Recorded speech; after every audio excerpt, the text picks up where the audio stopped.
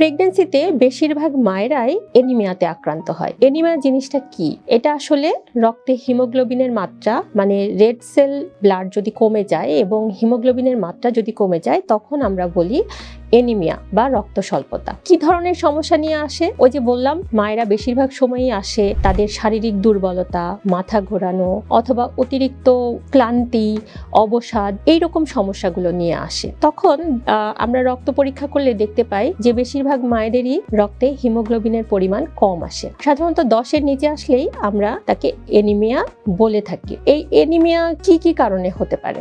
এর বেশ কিছু কারণ রয়েছে।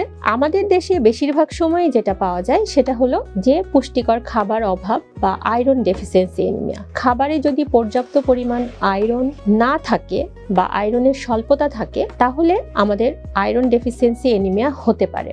সুস্থ জীবন, সুন্দর পৃথিবী।